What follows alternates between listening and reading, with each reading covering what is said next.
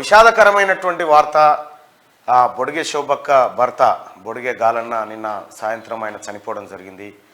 కరీంనగర్లోని ఒక ప్రైవేట్ ఆసుపత్రిలో చికిత్స పొందుతూ నిన్న తుదిశ్వాస విడిచారు. ఆయన బొడిగె శోభక్క ఆయన ఒక ఐకానిక్ మోడల్గా ఉండేది చొప్పదండి ఏరియాలో. తెలంగాణ రాష్ట్రంలోనే ఒక వీర పోరాటం చేసినటువంటి కుటుంబం.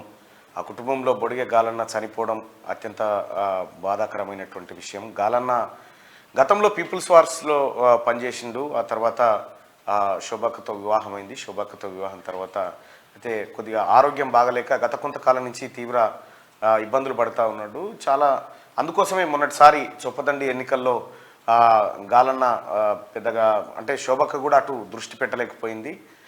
తద్వారా వాళ్ళు కొద్దిగా ఇబ్బంది పడ్డారు, అటు రాజకీయంగా ప్లస్ ఇప్పుడు కుటుంబ పరంగా కొంత ఇబ్బందులో ఉంది. శోభక్క ఇంట్లో విషాదం జరిగింది.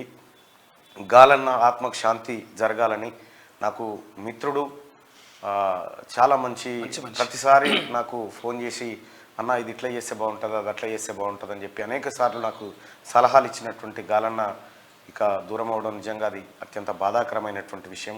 దానికి సంబంధించినటువంటి వీడియోస్ ఒకసారి చూద్దాం.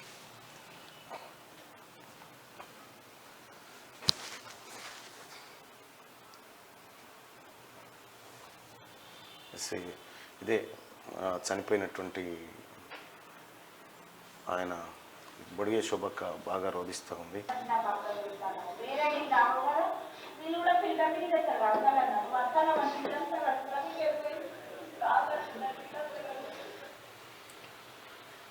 శోభక్కకు నిజంగా ఓ రకమైనటువంటి బలమైన తోడు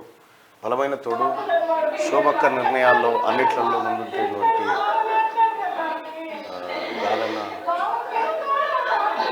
గాలన్న చనిపోవడం అత్యంత బాధాకరమైనటువంటి విషయం. సో ఆయన ఆత్మకు శాంతి చేకూరాలని క్యూనిస్గా తిన్మార్ మల్లన్నగా కోరుకుంటా ఉన్నాం. బొడిగె శోభక్క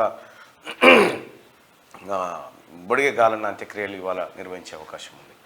సో కరీంనగర్లో నిర్వహిస్తారా, మరి హుజురాబాద్లో నిర్వహిస్తారా, ఇక్కడ నిర్వహిస్తారా?